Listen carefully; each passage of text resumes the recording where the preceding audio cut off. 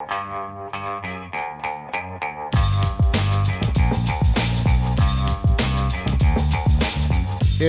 the Brian Lehrer Show on WNYC. Good morning again, everyone. Live from the green space today. And when we're in the green space, you can watch the Brian Lehrer Show as well as listen, because we stream live video when we're in the green space. It's equipped for that. So if you want to tune us in, video as well as audio-wise, you can go to our Facebook page. That's one place where we stream it. That's the WNYC Facebook page.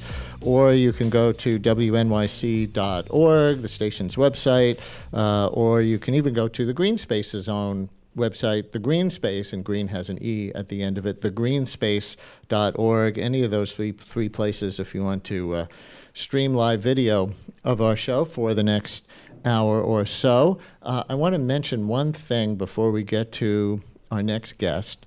I got a note about two of the audience members in the green space today from someone we know. This says, two of my friends, and possibly some of the biggest fans of the show out there, got married this weekend. I found out yesterday morning that they'll be seeing the show in the green space as their honeymoon. And this says, I'd love to be able to do something special for them, even if it's just giving them a shout out. So Matt and Allison, are you actually here? Are Matt and Allison here? Hey, congratulations. What, you can't afford a real honeymoon? You know, you could go, I mean, it's not the most romantic thing in the world, right?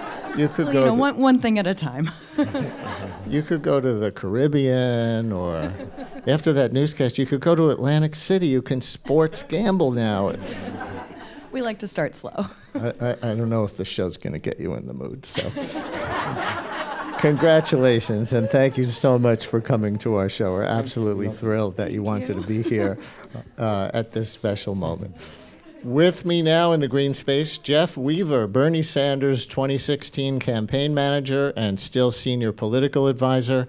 Weaver's new book describes their work together since Sanders was mayor of Burlington, Vermont, runs through the presidential campaign, and looks ahead to the future of the Democratic Party and progressive politics generally.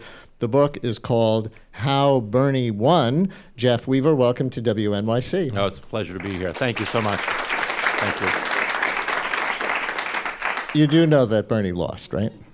Okay, well, you know, it depends what the measure of winning or losing is. If you're talking about winning the nomination, yes, in fact, we did come up short of the nomination. However, if you look at the campaign, which started at 3% in the polls and ultimately resulted in him winning 23 contests and 43% of the Democratic primary vote, you know, the issues that he was talking about at the beginning of the campaign, $15 minimum wage, Medicare for all, free tuition at public colleges and universities, you know, significant criminal justice reform. You know, these are issues now that are in the mainstream of Democratic Party politics. And if you look at a number of the leading candidates for president, or talked about candidates for president in 2020, they have all moved to adopt those positions. Most of them are enshrined in the Democratic Party platform. And so, you know, I think, in fact, that Bernie Sanders has done an amazing job at moving the conversation away from the right-wing shift that we have had in this country to open up a whole new way of looking at problems and how we solve them. I think we have at least one good example of that here in New York. Governor Cuomo pushed through a free public college program in New York State. It's not exactly the Bernie model, but it's free public college tuition, or the last pieces of that tuition, right, for people who demonstrate that they can't afford it another way, for many CUNY and SUNY students. And I think to credit Bernie Sanders is fair.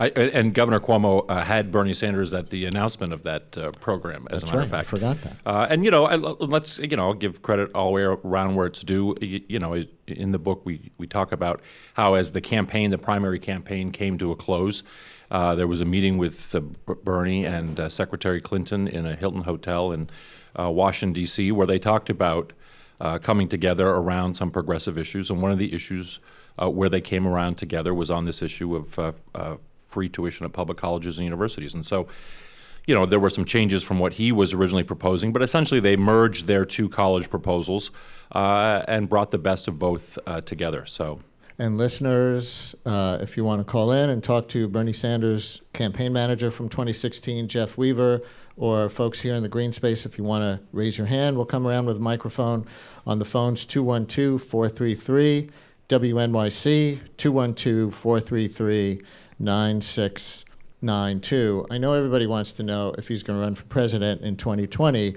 but let's stay on 2018 for a second. Sure, of course. There was a primary election last week in which there was a Bernie Sanders-backed candidate versus an Elizabeth Warren-backed candidate. Is the party or the progressive movement that fractured? Maybe it's that dominant that we actually have a primary contest between the people in the progressive wing. That may be the answer to that. Is that going to be something do you think that situation was unique, or are we going to be seeing more of that as especially primary season goes on? Right. Well, Bernie actually didn't endorse in that race. Our Revolution, which was the organization that spun out of his presidential campaign, did endorse Dennis Kucinich. Look, there are a lot of people running all across the country. There are a number of races, certainly for Congress, where you have a number of progressives running against each other. And, my feeling now is my feeling in 2016, which is let the voters decide who the nominees are. That's really what we should do. Has Bernie been going around the country a lot? Yes, he has been. So he has been doing really three things since the disappointing election of Donald Trump. One is he has tried to keep the grassroots energized and hopeful. He did a series of rallies around the country when the president was trying to dismantle the Affordable Care Act. He did a number of rallies around the country against the disastrous Republican tax bill. So that was one element of it. He has been raising money for down-ballot Democrats. In fact, over the last 2 years, he's raised, I think, over $6 million for down-ballot Democrats across the country. And number three is he's actually been out campaigning for Democrats around the country. He was just in Pennsylvania. John Fetterman's running for lieutenant governor there. Rich Laser is in one of the congressional districts. Greg Edwards, another one. Jess King, another one. So he was just in Pennsylvania. He's been in the upper Midwest. He's been in the Southwest. He was down in the South. So he has been actively campaigning for candidates across the country. You believe, obviously, that Bernie Sanders or someone like him is more positioned to bring back Trump voters than a more centrist Democrat. And again, we'll get to 2020. But here in 2018, the issue is control of Congress. Sure. And David Leonhardt has a New York Times column today that says, I'm paraphrasing, but it's really district by district, and the progressive purists should realize that. Fair enough? No, look, I do think it's district by district. And I think, what's of concern to there are obviously overarching themes that affect everyone: jobs, healthcare, education, issues of equality. But there are, local issues that affect different communities differently, and I think that there has to be some room for candidates to do that. But at the end of the day, the question is who does that candidate stand with? Is it working people, middle-income people they're going to stand with, or are they going to stand with corporate interests? So, the modern history of the Democratic Party really took off with FDR, and he clearly was on the side of working people and middle-income people. It was, when we think about the debates we have now and lack of civility, if you look back at some of the things that were lodged against FDR, it's incredible. And the Democratic Party got off track in the 90s with this neoliberal experiment. And, 2016 in its historical context was really the grassroots of the party trying to retake the party and put it back on its historical trajectory. And so for president, if Sanders versus Clinton was what you just described, the progressive wing versus the more centrist or neoliberal wing, is that even relevant for 2020? Are there any centrist neoliberal Democrats left who will be running for president? Well, I mean, as I say in the book, I think that the grassroots has repudiated the neoliberals, but they still hold sway within certain organs of the party, certainly among the party donor class. They have representation. There are certainly corporate interests that have circled around the party for the last 20 years who certainly would like to reassert themselves. It's just not a strategy for winning. Right? We have at least 5 people in our tri-state area being mentioned as possible presidential hopefuls. Obviously, you have your loyalty to Bernie, but how would you handicap any of these people? From New York, Senator Kirsten Gillibrand, Governor Andrew Cuomo, Mayor Bill de Blasio. From New Jersey, Senator Cory Booker, and from Connecticut, Senator Chris Murphy, potentially. Who would you be most afraid of on behalf of Bernie Sanders? Now, this is a very provocative question. Look, One of the things that's always amazing to me is if you look at the people who are being talked about as presidential contenders on the Democratic side for 2020, the incredible pool of talent that you have there, as opposed to what we saw in 2016 on the Republican side, when it's been variously described as a clown car or what have you, but it was, there was just a real sort of dearth of talent and insight. So I think the Democratic Party is in a great place for 2020, frankly. I just think there's a lot of great candidates out there. Can you make the case today that Sanders is a better candidate for the general election than Senator Gillibrand? Yeah, look, what we found across the country in 2016 is that Bernie Sanders was able to bring together what are the groups who have maintained support for the Democratic Party, but he was also able to reach out to voters who were previously part of what I call the FDR coalition, who have since left as a result of what happened in the 1990s. And you'd see that he actually did better with rural Democrats, with more conservative, quote unquote, more conservative Democrats among rank and file voters. So I think he has the opportunity to put together a coalition that nobody else who could run could put together. Is Bernie Sanders a Democrat? Are you? And does it matter? I am a Democrat. Bernie Sanders is a member of the Democratic leadership. I'm going to give you the circuitous answer. Member of the Democratic leadership in the Senate. He has raised millions of dollars for down ballot Democrats. He was a superdelegate to the Democratic National Convention. He was a strong, obviously, advocate for Hillary Clinton's election in the general election in 2016. If you go to the Vermont Democratic Party website of their elected officials, you'll see him there. He is the Democratic Party endorsed candidate in Vermont. So we don't have party registration in Vermont. Nobody carries a little card in their wallet that says D or R, and that's true in many, many states. And so, what does it mean to be a Democrat? I think he is a leader in the Democratic Party. It's one of the issues that's relevant to how the primaries are run in a lot of states where people could not vote for Bernie Sanders in the primary because he was an independent. You obviously want to see that change, but the argument on the other side is, well, wait, it's a party with members, and so they should have their primary, and that's the way things should work. Right, but look, if say you live in New York, right, and you donate to the Democratic Party, you work on behalf of Democratic candidates, in the general election, you're a reliable Democratic voter.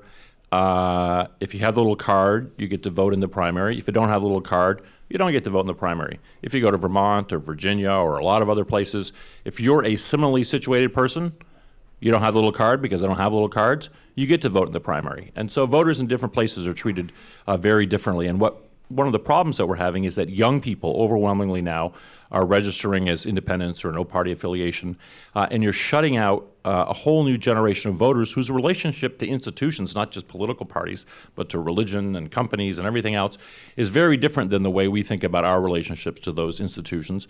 And if you want to have a party that's going to be increasingly older and smaller, I think the closed primaries is the way to go. My guest is Jeff Weaver, who was the 2016 campaign manager for Bernie Sanders. He has a new book called How Bernie Won Inside the Revolution that's taking back our country and where we go from here. And let's take a question from here in the green space. Ma'am, hi.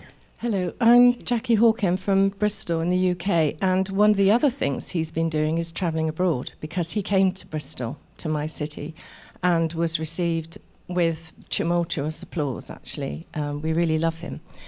What's interesting is that Bernie Sanders and Jeremy Corbyn are both white, socialist-leaning, older men who appeal very much to the younger voters. Why do you think that is? Look, in our increasingly virtual world, I think people are looking for authenticity in their political leaders. And I think both Bernie Sanders and Jeremy Corbyn are viewed as people who at least tell it the way they see it, right? And I think voters respond to that, certainly here in the U.S. I mean, people remember George W. Bush. When you'd poll the issues, the positions he took and stood for, people disagreed with him, right, across the board. But when you said, who are you going to vote for president? I'm going to vote for George W. Bush because, he's a straight shooter and he tells it the way it is, and I don't agree. And I think people really appreciate the fact that you have people who are sort of unabashed in their pronouncements. We have another question in the green space over here. Hi.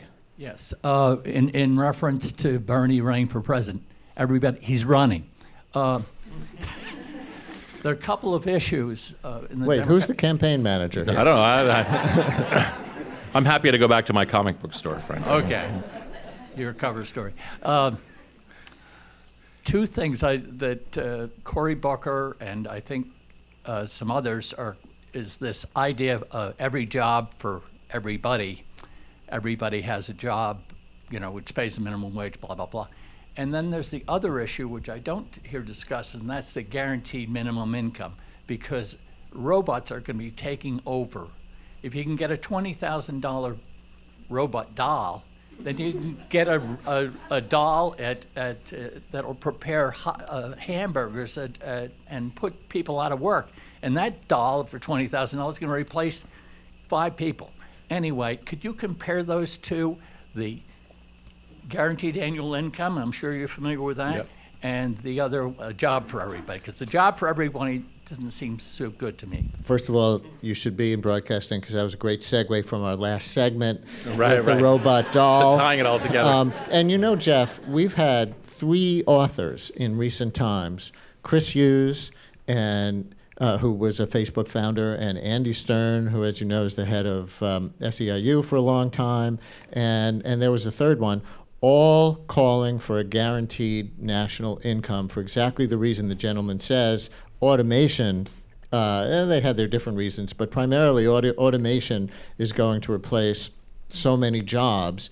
Is that a position that Bernie Sanders is willing to adopt, and do you think that position has any future in mainstream politics? So I'll answer the second part first. I certainly think that that's an issue that we are going to have to confront, right?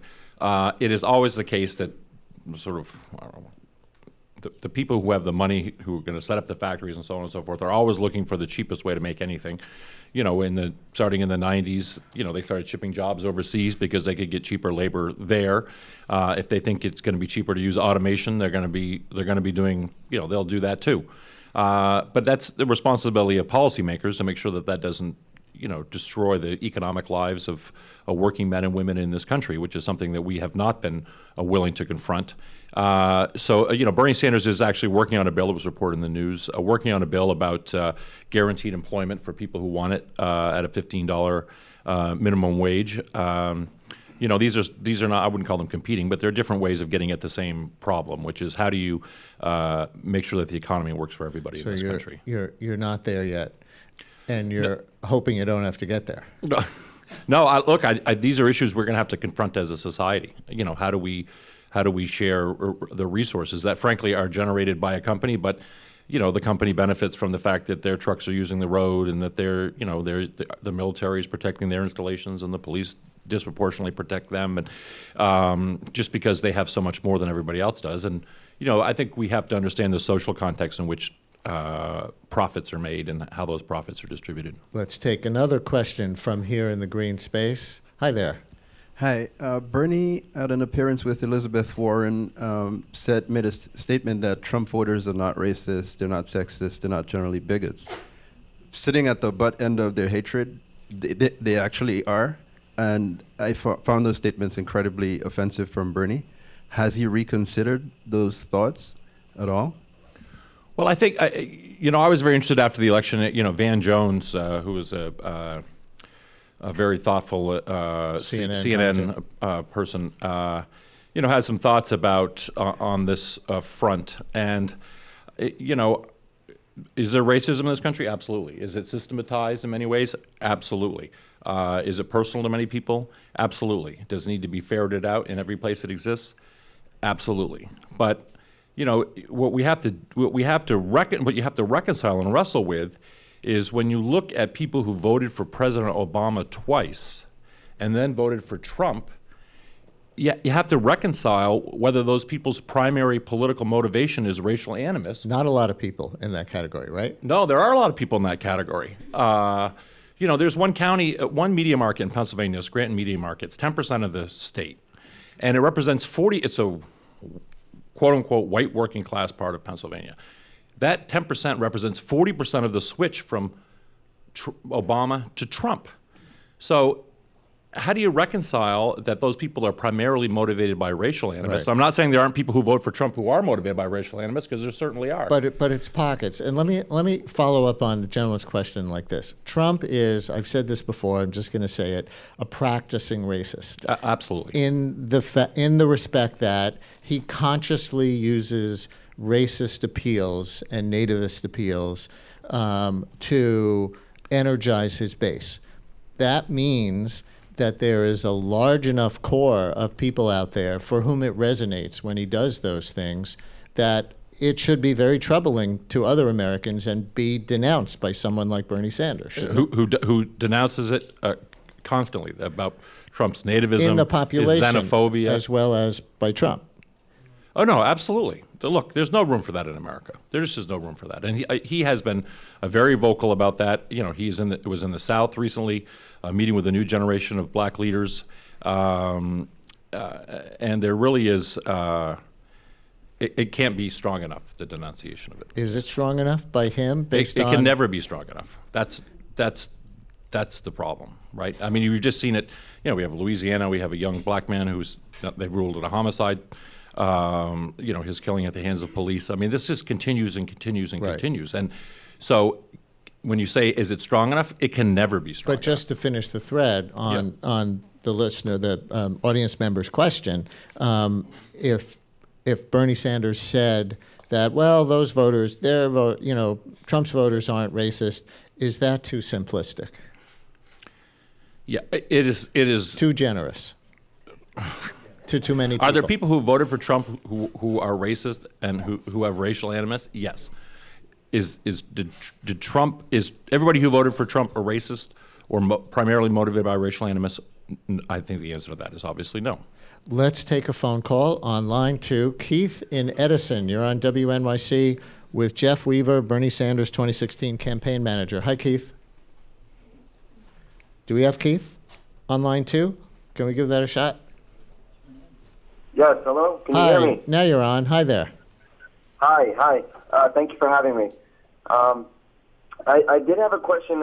It's kind of a controversial one, but I just wanted to get a bit more understanding about how Bernie Sanders, you said earlier that the primary was won by Hillary Clinton, but then facts kind of pop up later on showing how Hillary kind of rigged that DNC to basically take the rug out from underneath him. And I'm wondering as to why that isn't really spoken about as much.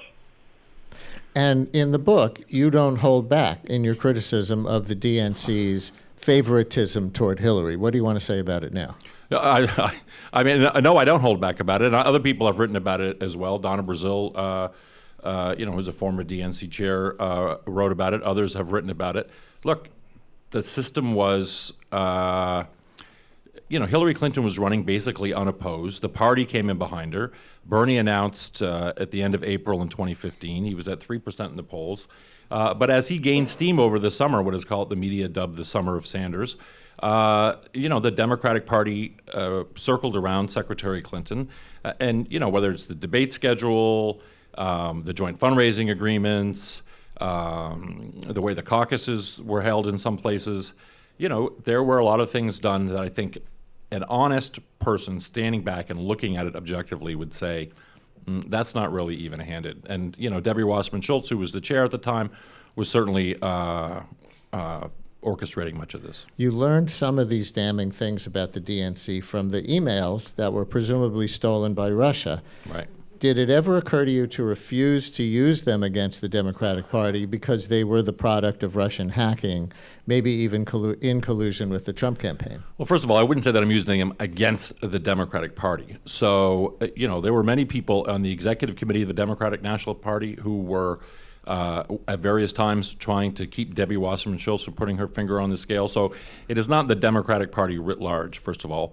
And two, look, what came out in those emails, they were clearly ill-gotten gains. But there are things in there which have not been refuted and which, based on what I know, are not refutable. And people need to know what happened if that information is available.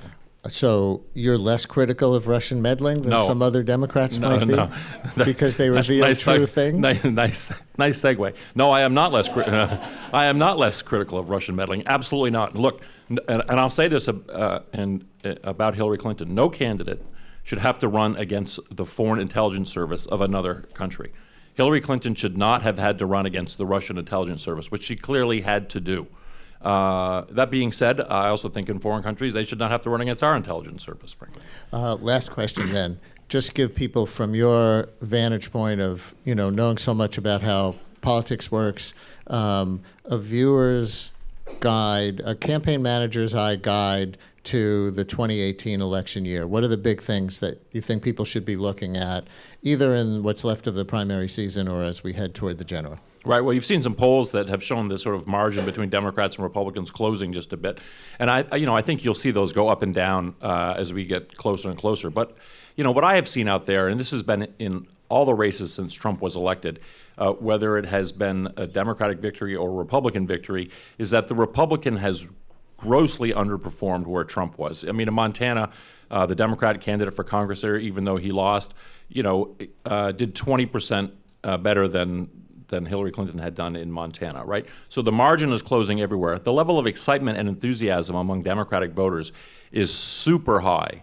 And so, it's going to be, the burden is going to be on us in the Democratic Party to keep that enthusiasm up, to present candidates who have bold visions, who are able to excite voters, and these are, the voters who vote less consistently. These are the people who typically don't come out in midterms and allow Republicans to win. We've got to make sure those voters come out. Based on giving people an alternative vision of policy, not just running against Trump and his character? Look, absolutely. If anybody's not convinced about Trump's character by now, you're not going to convince them. And I think, look, the Clinton campaign has been criticized to some degree that they over-focused on Trump's personal flaws or financial misdeeds, and not enough on an alternative policy vision. I mean, if you look, and you can go online and look at this, both campaigns had a 2-minute ad at the end of the campaign, which ran in battleground states. Trump's ad is focused almost exclusively on jobs, the economy, trade, helping people out. Hillary's was a much more sort of personal ad about her personal values. And I just think as a political professional, whatever that means, that his ad was a much more effective communication to the voters. The book is called How Bernie Won. The author is Jeff Weaver, the 2016 campaign manager and still senior advisor to Bernie Sanders. Please thank Jeff Weaver, excuse me, for coming to the Green Space.